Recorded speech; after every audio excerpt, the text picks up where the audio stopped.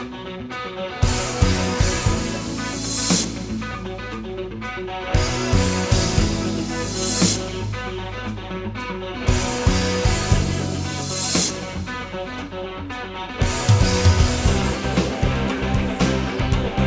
folks, welcome back to our show. This is Jiminy Critic. I'm here today to talk with you about a movie that I want to recommend that you see here. The title of the movie we're going to talk about today in our entertainment section is Inkheart.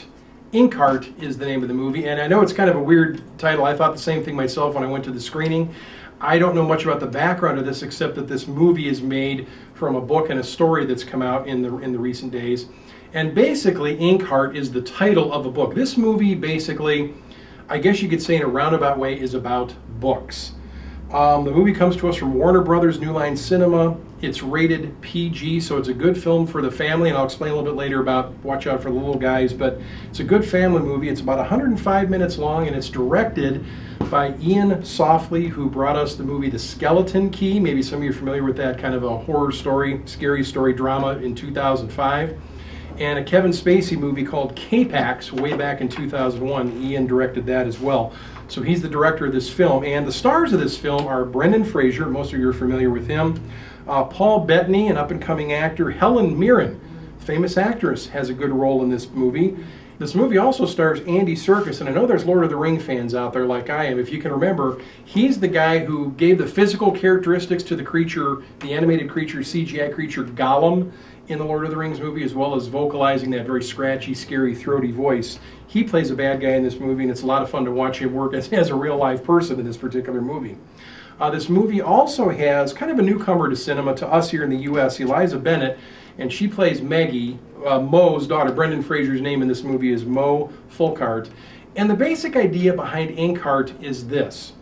The movie opens up on Brendan Fraser with his wife and little child kind of in the cradle, and he's going to do, as many parents do, read some bedtime stories to his child each night, and many parents do that. Well, the difference is Moe Folkart, Brendan Fraser's character, is what is known in this story as a silver tongue, and he finds this out way too late. What that means to this movie is, as he reads a story to somebody, or he reads stories out loud, a character or characters from inside the book that he's reading from come to life in the real world here with us, and some people or a person from the real world here with us go back into a book and into the story.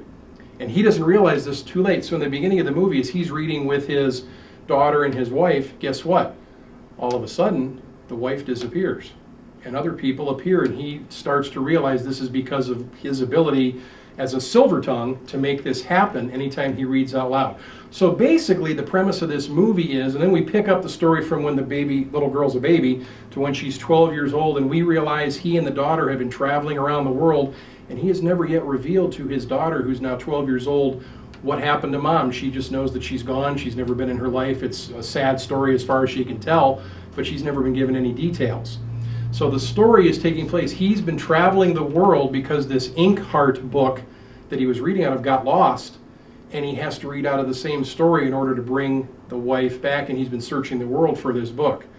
Well, I'm not going to give you all the details to this story on their search, whether he finds the book, whether he doesn't, whether he's able to read properly and bring mom back into their life, because he's missed her and the daughter has missed her all of her life, basically. So this fantasy story is all about the idea that there are silver tongues who can bring people in the stories to life, and people from our world go into the stories.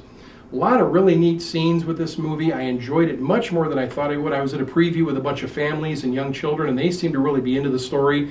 As a matter of fact, at the end of the movie, the audience applauded at the ending of the story. So again, I don't want to give that away to you, but I think you and your family can really enjoy this. Now, I mentioned that Inkheart is rated PG, which is usually pretty safe family fare. The only thing I would say to you on that, to help you out a little bit, is there's probably some scenes in this movie that would be a little bit scary or intense for younger children, but I would think anybody, 8, 9, 10 years old and on up could really enjoy this without too many bad nightmares or anything bad happening. So I'm going to recommend to you to go check out Inkheart. Good movie.